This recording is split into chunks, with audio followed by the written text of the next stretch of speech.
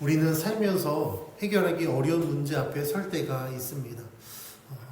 가족 간의 깊은 상처, 풀리지 않는 갈등, 때로는 내가 나서지 않으면 문제가 해결되지 못할 것 같은 이 답답한 현실 가운데 놓여집니다. 그럴 때 우리는 자연스럽게 이렇게 생각합니다. 이 문제를 우리는 어떻게 해결해야 될까? 나는 이 문제에 대해서 어떻게 답을 찾아야 될까? 그래서 우리는 방법을 찾습니다. 더 지혜로운 선택, 더 좋은 타이밍, 더 설득력 있는 말, 아니면 더 현실적인 판단을 하려고 합니다. 근데 여기서 우리가 놓치는 부분이 있습니다. 그것은 무엇이냐면 이 갈등 구조 속에, 이 문제의 상황 속에 혹시라도 나와 우리가 하나님 앞에 죄를 지어서 이 갈등이 생겨나지는 않았을까? 이 문제의 발단이 우리의 죄 때문은 아닐까? 라는 것을 우리는 놓치고 있습니다. 우리는 문제를 해결하고 애는 쓰지만 정작 이 죄의 문제는 건드리지 않습니다. 이 문제의 뿌리인 죄를 해결하지 않으면 문제가 해결되지 않음에도 불구하고 그 죄를 건드리지 않습니다. 그래서 이 죄를 그냥 남겨두고 문제를 해결했을 때 문제가 정리되는 것 같지만 시간이 지나면요, 이 뿌리에서 더 큰 갈등이 시작되기 때문에 더 깊은 무너짐으로 이어집니다. 오늘 본문이 이 죄와 갈등 구조를 이야기하고 있습니다. 오늘 우리가 읽은 이 사무엘하 14장에서는요, 문제를 해결하는 세 사람의 모습이 나타납니다. 그 세 사람은 요압, 드고아의 여인 다윗이었습니다. 요압은 이 문제 상황을 정치적으로 해결하려고 했고, 드고아의 여인은 설득을 통해서 풀어내려고 했습니다. 그리고 다윗은 이 상황을 판단하고 왕으로서 결정을 내림으로 문제를 해결하려고 합니다. 그런데 놀라운 사실은 이 세 사람의 이 방법 속에 아무도 죄를 해결하려고 하지 않는다라는 겁니다. 이런 현실적인 부분에서 오늘 말씀을 통해 하나님은 우리들에게 분명히 말씀합니다. 하나님 없는 지혜는 문제를 해결하는 것처럼 보이지만 결국 죄를 남기고 그것은 더 큰 비극을 만든다라는 겁니다. 오늘 본문을 통해 우리가 이 말씀을 마음에 새기고 하나님이 우리에게 무엇을 말씀하시는지 함께 살펴보고자 합니다. 요압은 압살롬이 그술로 도망한 가운데 다윗의 마음이 압살롬에게 향한 것을 알고 있었습니다. 그래서 요압은요, 자신이 나서서 이 압살롬의 문제를 해결하고, 그러면 왕이 압살롬에게 자신의 마음이 빼앗겨서 이 통치를 제대로 못하는 문제를 해결해야겠다라고 생각을 합니다. 그래서 스스로가 다윗의 조력자의 역할을 합니다.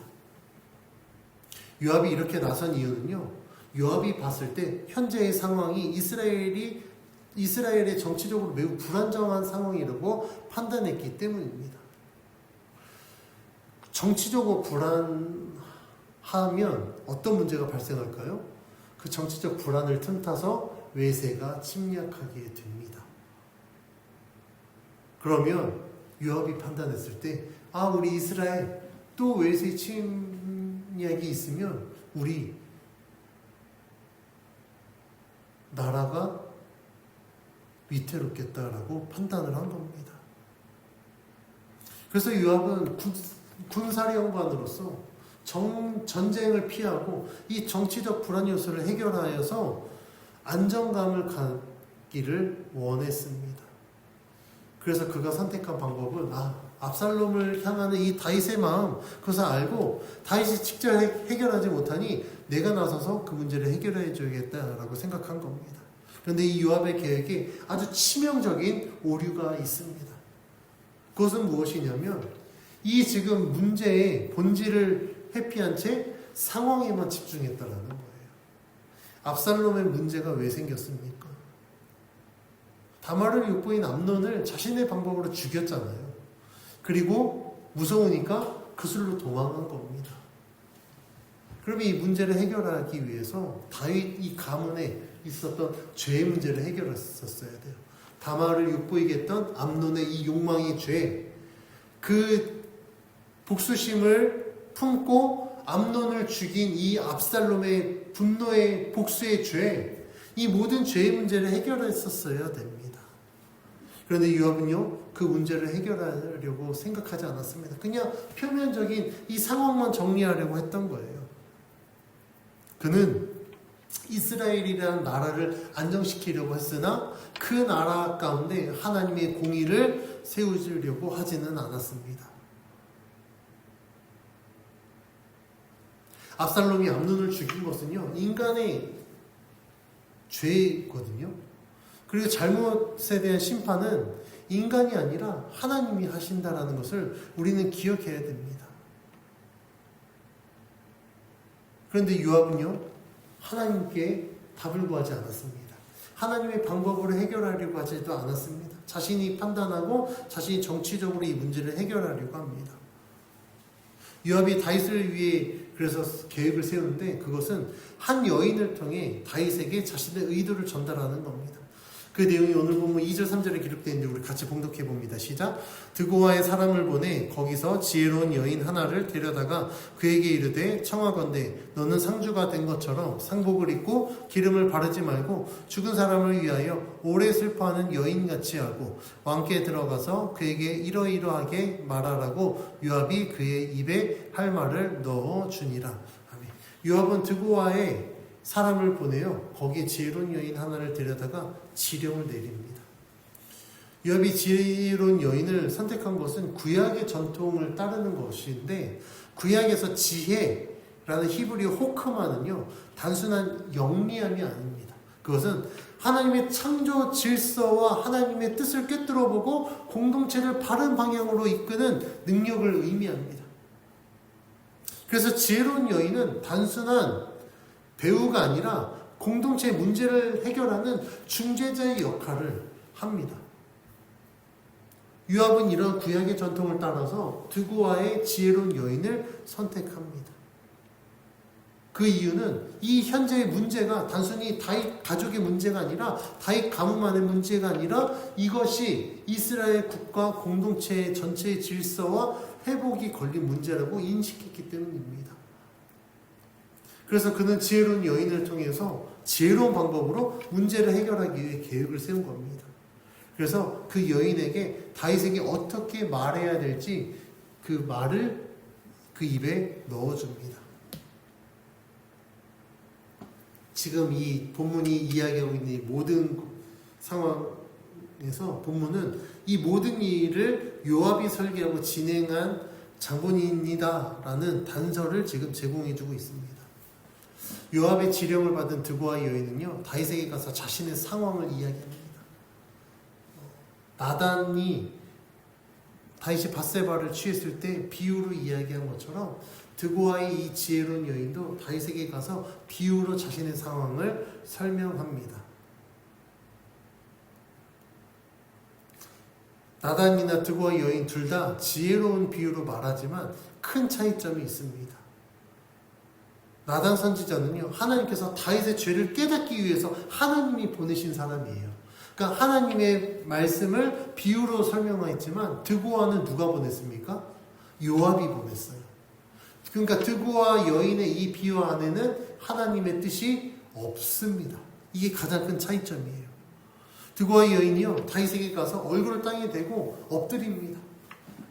왜 이런 행동을 취하냐면 당시 탄원자의 전형적인 자세를 보여주거든요. 탄원할 내용이 있는 자는요, 왕 앞에 가서 자기 얼굴에 땅에 엎드려 대고 자신의 억울한 상황을 이야기를 합니다. 드고아 여인이 다윗에게 말한 내용이 5절에서 7절에 기록되어 있는데 우리 5절에서 7절 같이 봉독해 봅니다. 시작. 왕이 그에게 이르되 무슨 일이냐 하니라. 대답하되 나는 진정으로 과부니이다. 남편은 죽고 이 여종에게 아들 둘이 있더니 그들이 들에서 싸우나 그들을 말리는 사람이 아무도 없으므로 한 아이가 다른 아이를 쳐 죽인지라. 온 족속이 일어나서 당신의 여종 나를 핍박하여 말하기를 그의 동생을 쳐 죽인 자를 내놓으라. 우리가 그의 동생 죽인 죄를 갚아 그를 죽여 상속자 될 것까지 끊겠노라 하오니 그러한즉 그들이 내게 남아있는 숫불을 꺼내 내 남편의 이름과 씨를 세상에 남겨두지 아니하겠나이다 하니. 과부는 자신에게 아들 둘이 있는데 그들이 싸울 때 말리는 사람이 없어서 한 아이가 다른 아이를 쳐 죽였다라고 이야기합니다. 이건 압살롬이 암논을 죽인 걸 비유로 지금 설명하고 있는 거예요. 그런데 온 족속이 일어나서 자신을 핍박하여 그 동생을 쳐 죽인 아들을 내놓으라, 우리가 단죄하겠다라고 이야기를 하는데, 여인이 다윗에게 호소하는 것은 만약에 나머지 아들을 그들이 단죄하여 죽인다고 한다면 내 남편의 씨가 남지 않습니다 라고 지금 호소하는 거예요. 이때 당시 고대 근동에서 그 가문의 씨를 남기는 건 굉장히 중요하거든요. 근데 그 씨가 없다는 건 그 가문이 거기에서 단절됨을 의미합니다. 여인은 이제 다윗에게 이 상황을 이야기하면서 내 억울한 지금 상황을 해결해 주십시오라고 이야기를 합니다.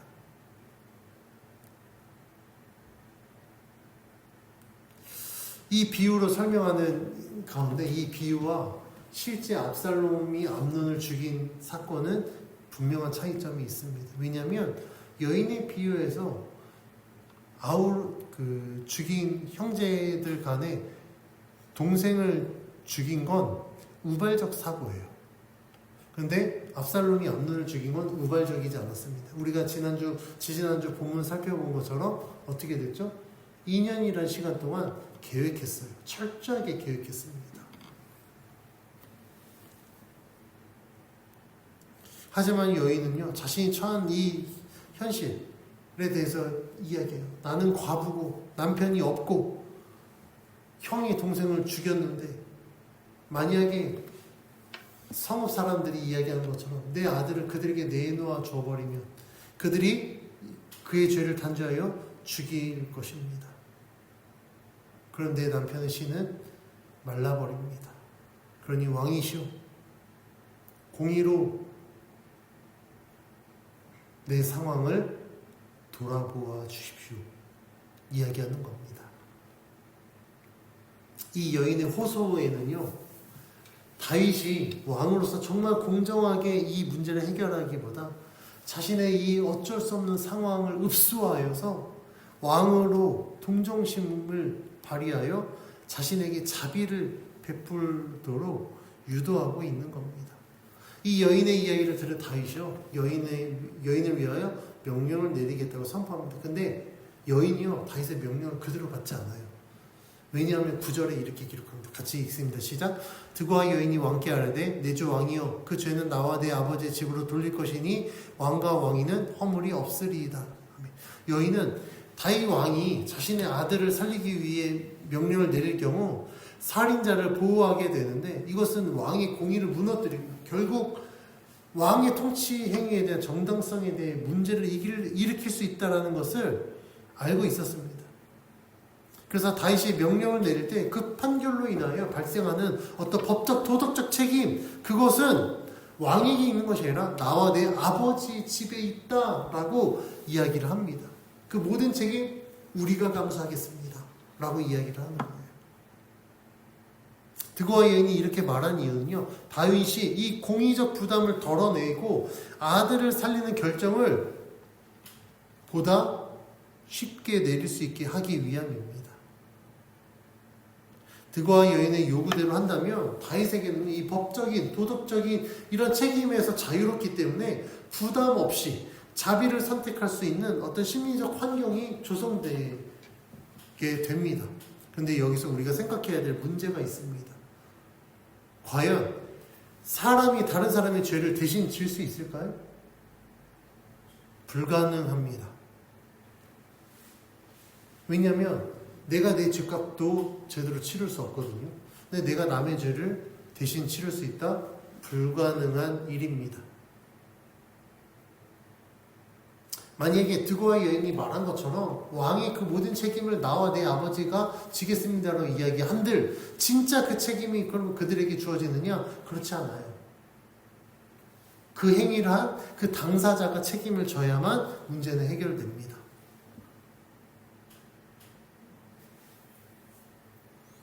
그러면 죄의 문제는 어떻게 해결될까요? 구약에서 이 죄의 문제를 해결하기 위해서 제물을 바치죠. 제물에 제사장이 안수하면 나의 죄가 이 제물에게 전가가 되어 그 재물을 불로 태웠을 때 내 죄가 그 연기와 함께 사라지게 되는 겁니다. 그래서 구약의 이스라엘 백성들은 자신이 죄를 지을 때마다 제물을 바쳐서 자신의 죄를 회개했습니다. 그런데 신약에 와서 이 제사제도가 없어졌죠. 왜요? 예수님이 우리의 모든 죄를 십자가에서 단번에 사해 주셨기 때문에 더 이상 우리는 죄로 인하여 제물을 하나님께 바칠 필요가 없게 되었습니다. 예수 그리스도의 이름으로 우리의 죄를 자복하고 회개하면 그는 미쁘시고 이루사 우리를 모든 죄에서 용서해 주시겠다고 약속해 주셨습니다. 이것이 성경이 우리들에게 주신 복음입니다.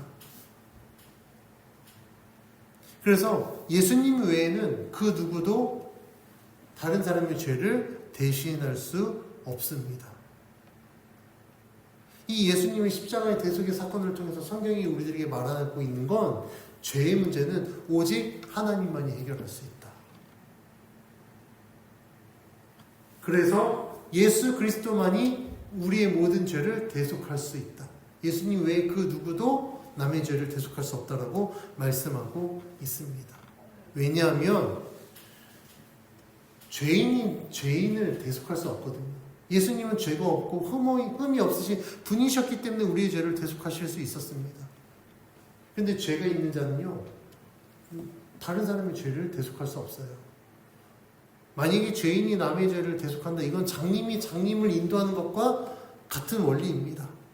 장님이 어떻게 장님을 인도할 수 있겠습니까? 나도 앞을 못 보는데 어떻게 남을 인도할 수 있겠냐는 거예요. 그래서 성경 우리들이 분명히 말씀합니다. 죄의 문제는 오직 하나님만이 해결할 수 있다.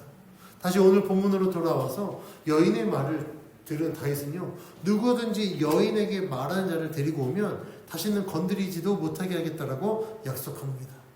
근데 여기서 여인이 만족하지 못해요. 그래서 다윗에게 이렇게 요구합니다. 우리 11절 같이 봉독합니다. 시작. 여인이 이르되 청하건대 왕은 왕의 하나님 여호와를 기억하사 원수 갚는 자가 더 죽이지 못하게 하옵소서.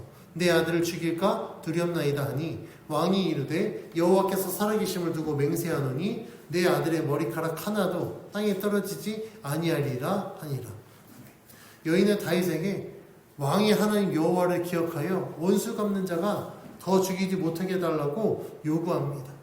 즉 여호와의 이름으로 맹세해달라고 즉 요구하고 있는 거예요. 다윗은 이 여인의 요구대로 여호와의 살아계심을 두고 맹세하여 여인의 아들의 머리카락 하나도 땅에 떨어지지 않을 것을 약속합니다. 다윗이 여호와의 살아계심을 두고 이렇게 맹세하자 여인은 그제서야 다윗에게 자신이 진짜 하고 싶은 이야기를 합니다. 드고와 여인이 온 이유가 뭐였죠? 요압이 지금 이 다윗과 압살롬의 이 갈등 관계를 정치적으로 해결하려고 보낸 거예요. 그래서 드고와 여인이 다윗에게 자신이 한 가지 더 말해도 되는지 동의를 구하고 다윗이 허락하자 진짜 요구하고 싶었던 것을 이야기합니다. 드고와 여인이요, 다윗에게 하나님의 백성에 대하여 이렇게 맹세하면서, 그러니까 왕은 내가 이야기하니까 하나님의 백성에 대해서는 이렇게 맹세하면서 왜 자신은 스스로 죄 있는 사람같이 되어 내쫓긴 자 압살롬을 집에 돌아오게 하지 않는지를 되물어 봅니다. 그러니까 왕은 남의 문제는 해결하면서 왜 자신의 문제는 해결 못합니까? 라고 물어보는 거예요. 그러면서 14절에 이렇게 이야기합니다. 같이 읽습니다. 시작. 우리는 필경 죽으리니 땅에 쏟아진 물을 다시 담지 못할 것을 같을 것이오나 하나님은 생명을 빼앗지 아니하시고 방책을 베푸사 내쫓긴 자가 하나님께 버린 자가 되지 아니하게 하시나이다. 아멘. 드고와 여인이 14절에서 하나님의 속성과 은혜에 대해서 이야기합니다. 그녀는 땅에 쏟아진 물을 다시 담지 못할 것이라고 이야기하면서 암논의 죽음은 돌이킬 수 없다라고 이야기해요. 이미 죽은 사람을 다시 살릴 수 없다. 그러면서 하나님은 생명을 빼앗지 않는 분이라고 이야기하면서 하나님의 본성은 생명을 취하는 것이 아니라 생명을 보존하고 회복시키는 것이다 라고 이야기를 해요. 그러면서 이 여인은요, 하나님 생명을 빼앗지 않으시기 때문에 압살롬을 다시 데리고 오라고 이야기합니다. 죽은 암논은 어쩔 수 없고 살아있는 압살롬을 다시 데리고 와서 하나님이 보존하고 회복시키시는 것처럼 그를 보존하고 회복시켜야 된다라고 이야기를 합니다.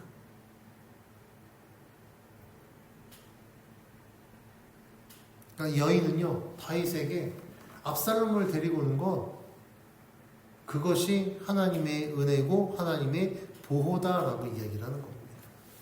그러면 여인이 말한 대로 진짜 압살롬을 데리고 오는 것이 하나님의 뜻일까? 하나님의 보호하심일까? 이 말이 성립되려면 선행되어져야 될 문제가 있습니다.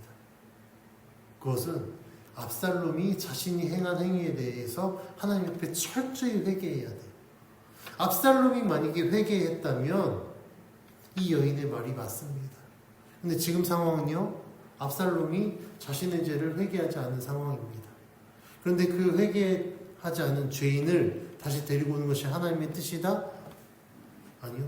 있을 수 없는 일입니다. 다윗도 동일해요.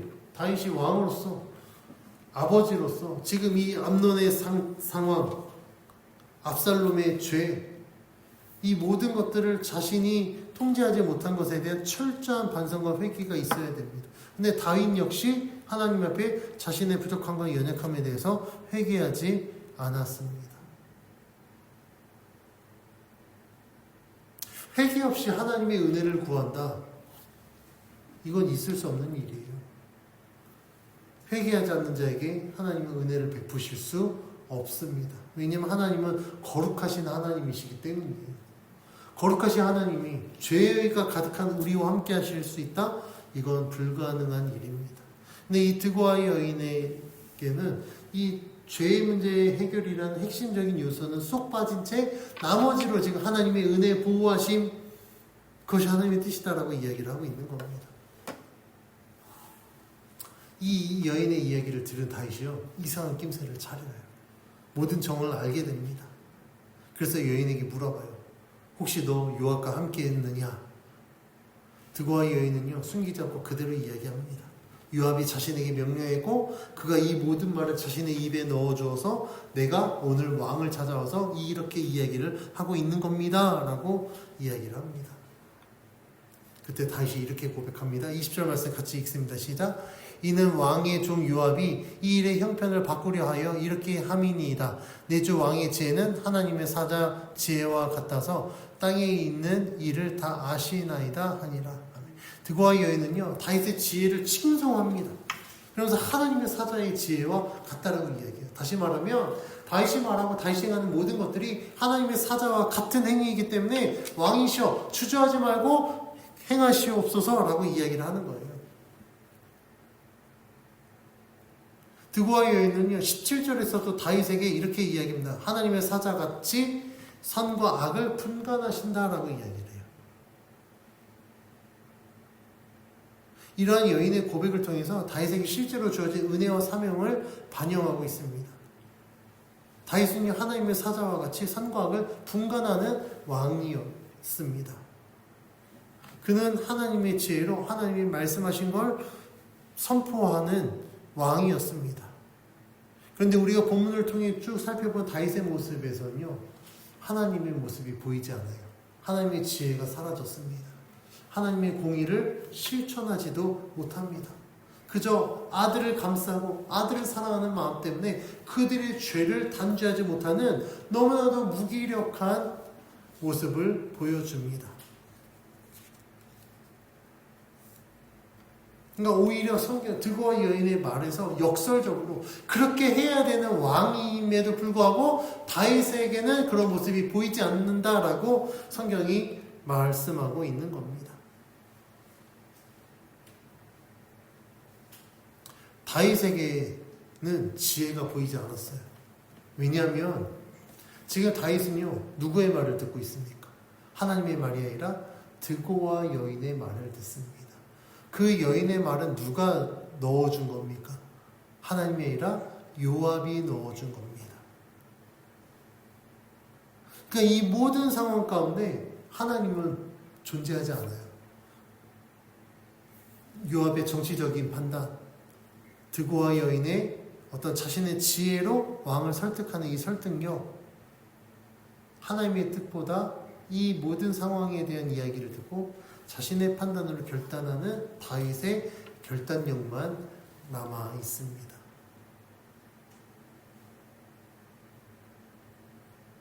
이 모든 상황의 가장 큰 문제는 무엇이냐면 인간의 방법들로 이 모든 것들을 해결했을 때 하나님의 공의는 사라져버린다는 겁니다. 하나님의 공의가 세워지는 데 있어서 가장 핵심은 하나님의 지혜가 있어야 돼요. 하나님의 지혜로 문제를 해결해야만 하나님의 공의가 세워질 수 있습니다. 그런데 오늘 본문에 등장한 세 사람 분명히 지혜가 있었어요. 요압도 지혜가 있었고 드고와 여인도 지혜로운 여인이었고 다윗에게도 지혜가 있었습니다. 그런데 그들에게 인간적인 지혜가 있었을지 모르지만 하나님의 지혜는 사라졌습니다.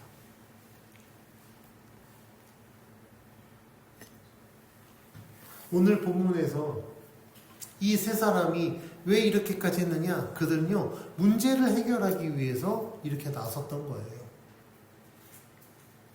그런데 가장 큰 문제는 상황적인 것들을 해결하려고 했으나 그 상황의, 그 문제의 본질과 핵심인 죄는 해결하려 하지 않았습니다.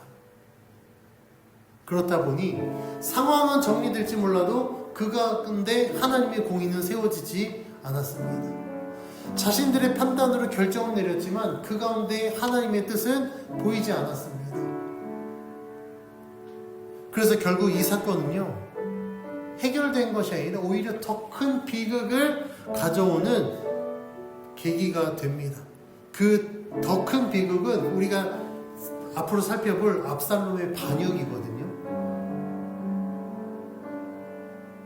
결국에 죄의 문제가 해결되지 않고 압살롬을 데리고 오자 압살롬은요, 그곳에서 반역을 꾀하게 됩니다. 결국 하나님이 나단 선지자를 통해서 다윗에게 경고한 대로 그의 집에 칼이 멈추지 않는 하나님의 심판이 계속되어집니다. 그런데 이런 모습은 남의 이야기가 아닙니다. 우리 삶에서도 똑같은 순간들이 찾아옵니다. 그럴 때 우리는 요압처럼 계산해요. 정치적으로, 지혜로, 어떤 우리들의 관습적인 그 모든 방법을 동원해서 이렇게 문제를 해결하면 되겠지라고 우리는 생각하고 판단합니다. 때로는 우리는 드고와 여인처럼 말합니다. 이 정도면 충분히 옳은 방향이야 라고 생각합니다. 그리고 다윗처럼 이게 최선의 방법이다 라고 판단하게 됩니다. 그런데 이 과정에서 우리가 놓치는 부분이 있어요. 그것은 하나님의 뜻을 묻지 않는다라는 겁니다. 가장 확실한 해결 방법은 무엇입니까? 하나님의 뜻을 묻고 하나님이 말씀하신 대로 행하는 겁니다. 그래야만 문제는 해결되어지고 그 가운데 하나님의 공의가 세워집니다. 그래서 우리가 분명히 기억해야 될 사실이 있습니다. 문제를 해결하는 것과 죄가 해결되는 건 전혀 다르다라는 거예요. 회개 없는 회복은 하나님의 뜻이 아닙니다. 그리고 회개 없는 회복은 온전한 회복이 될 수도 없습니다. 오히려 죄가 남아있기 때문에 그 죄로 인해서 더 큰 문제를 가져오고 결국에 그 문제 때문에 우리는 무너질 수밖에 없습니다. 그러면 우리는 어떻게 해야 될까? 야고보서 1장 5절은 우리들에게 말씀하고 있습니다. 너희 중에 누구든지 지혜가 부족하거든 하나님께 구하라. 지혜는 우리가 만들어내는 것이 아닙니다. 지혜는 하나님이 우리들에게 주시는 것입니다. 그래서 잠언 9장 10절은 주를 경외하는 것이 지혜의 근본이다라고 우리들에게 말씀하고 있거든요. 그럼 우리가 지혜롭게 행하기 위해선 우리는 반드시 하나님께 모든 것들을 여쭈어보고 하나님이 말씀하신 대로 행해야 됩니다. 그래서 우리가 가장 먼저 행동해야 될 것은 문제의 해결이 아니라 죄를 해결하는 겁니다. 그러면 우리의 지혜로 그 문제의 원인과 결과를 분석하기보다 하나님 앞에 먼저 회개하는 것이 선행되어져야만 우리들의 삶의 문제가 해결될 수 있습니다. 문제 상황에 놓였을 때 주님, 이 상황에서 나는 어떻게 해야 됩니까? 주님은 무엇을 원하시죠? 주님, 저에게 말씀해 주십시오. 주님의 말씀대로 제가 순종하겠습니다. 라고 하나님 앞에 기도하며 나아갈 때 하나님이 우리에게 하나님의 지혜를 주셔서 죄의 문제를 해결해 주실 뿐만 아니라 그 상황을 해결할 수 있도록 우리 가운데 역사하십니다. 혹시 삶 속에 해결해야 될 문제가 있습니까? 그 문제를 붙들고 사람의 방법으로 해결하려고 씨름하지 마십시오. 그 문제는 하나님께 맡겨드립시오. 그리고 혹시라도 하나님, 이 문제 상황의 원인이 저의 죄 때문입니까? 용서해 주십시오. 지혜를 주십시오. 그래서 이 문제가 하나님의 방법으로 해결될 수 있도록 주님 저와 함께 해주십시오라고 기도하십시오. 그러면 하나님은 반드시 우리들의 삶 가운데 역사하셔서 문제를 해결하시고 죄를 용서해 주시고 모든 관계를 회복하여 주셔서 하나님의 거룩한 백성으로 승리하게 하실 줄 믿습니다. 그래서 우리는 하나님의 지혜만이 죄의 문제를 해결하고 깨어진 관계를 회복할 수 있음을 기억해야 됩니다. 그래서 우리에게 주어진 환경 가운데 하나님 앞에 순종함으로 하나님의 공의를 세우고 그 하나님의 은혜로 승리하는 삶으로 하나님 앞에 영광 돌리는 저와 여러분 모두에게 주의 이름으로 간절히 축원합니다.